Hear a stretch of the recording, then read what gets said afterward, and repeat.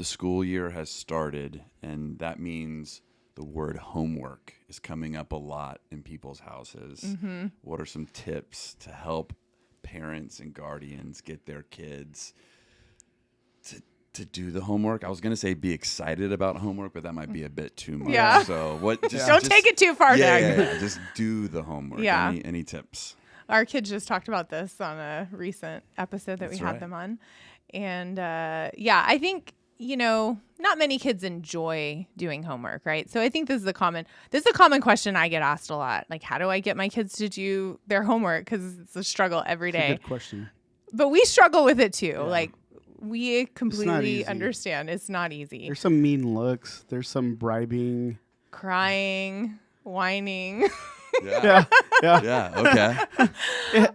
bargaining. And that's you guys, right? Hangriness. Yeah. Yeah, exactly. Yeah. I'm crying. Yeah. Yeah.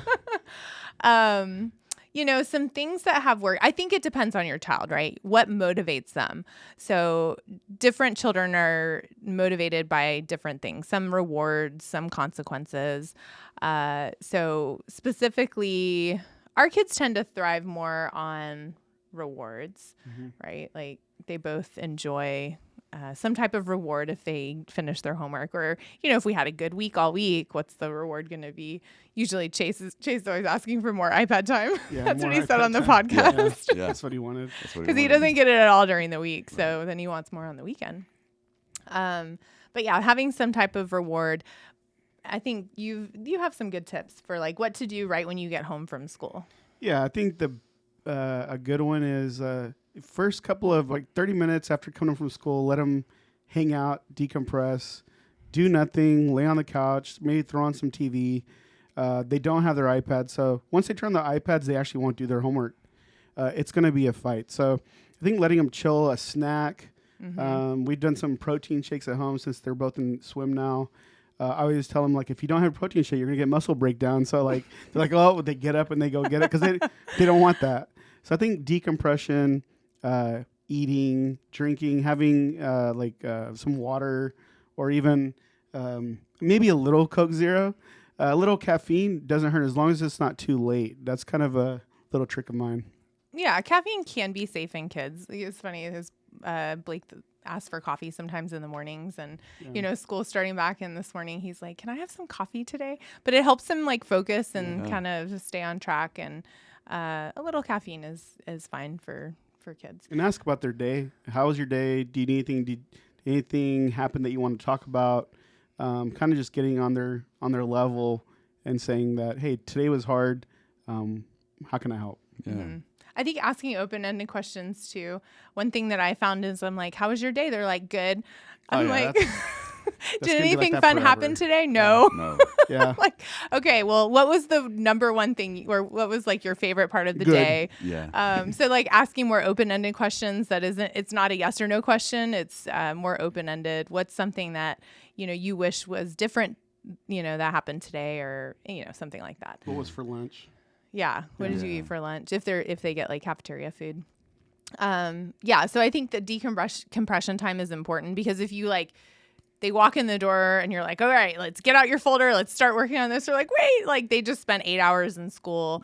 Yeah. So it can be a lot without having that kind of downtime first. But then I think also setting a time, you compromise and you say, okay, you have 30 minutes at, let's just say 4:30. We're going to go ahead and start on your homework. So then they kind of know what to expect. And then it's okay, we talked about 4:30. Let's start working on it. And then younger kids, I think, just supporting them, being there to help kind of guide them through it, especially at the beginning of a new school year. They may not understand exactly what is expected of them. And then as they start to get used to it's usually kind of the same homework each week, then they kind of know what to expect. So helping guide them through it. You may have to sit next to them and walk them through that. And then your older kids, I think it's okay it can be kind of self-guided, and checking in with them and asking if they have questions. Is there anything you don't understand that I can help you with? Be a support and a resource for them. Yeah, and when they're younger, a good one is do it with them. Mm-hmm. So a lot of times when Blake was younger, he didn't want to go. Like I would go sit in that little bitty chair, and it looked funny because I'm a big guy and I'm sitting in this miniature chair, and he comes and peeks around the corner, and I'm sitting there with his paper on my desk, and he's gonna come and sit down.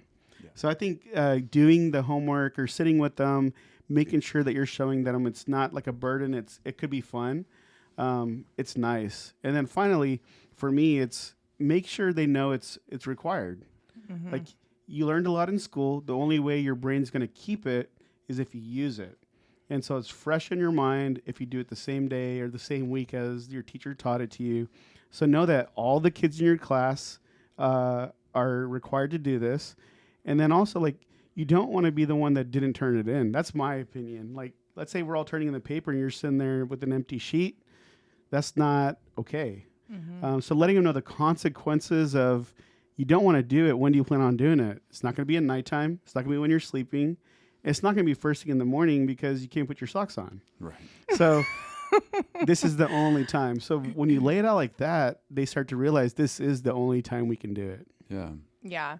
And I think even if there's something your child enjoys doing, like they're like, I really want to go ride my bike or, you know, go swimming for a little bit, whatever it may be, I think saying, okay, well, we can do those things once you're finished with your homework, then it's kind of motivating for them because they want to get it done so that they can go do something that they enjoy doing.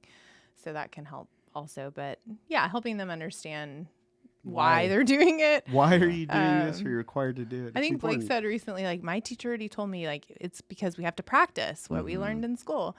So I think he's starting to kind of get it. Finally, fifth grade. No. Yeah. No, he's good at homework. Yeah. As kids get older, extracurricular activities start to creep into the schedule. So what adjustments would you recommend parents make when now all of a sudden they get out of school, but then they've got an hour of practice, or they got to go to the, rehearsal or whatever, what adjustments do you recommend they make? Yeah, that's a really good point. I think you do have to look at the schedule and try to come up with a plan, right? I think having a plan is important rather than just going through and then you're just frantic about everything. So having a plan. So if you know you have an hour from the time you get home before you have to go to practice, maybe you have to shorten your kind of downtime after school a little bit. Instead of 30 minutes, maybe it's 15 so that you have enough time to get your homework done before you have to go to practice. But if it's like school practice, then, making time after practice to get that done. And, some nights it may be a little later if they do have more homework, and just you have to be a little bit flexible, right? Yeah. And then on certain days, if you can get more of the homework done for the week, just tell them, you know what, if you do more of it now, you don't have to do it later in the week, and you can relax. Or you can have iPad time later in the week, or, give them a reward. Mm-hmm. So I think if you tell them you can use free time to get homework complete so you can have more free time later, that actually has helped a lot. Yeah. I think that's a good point, because some classes give you the homework on Monday for the whole week. And so if you can try, like if you don't have practice on Monday, but you do, Tuesday, Thursday, hey, let's get as much as we can done today so that we're not rushing later.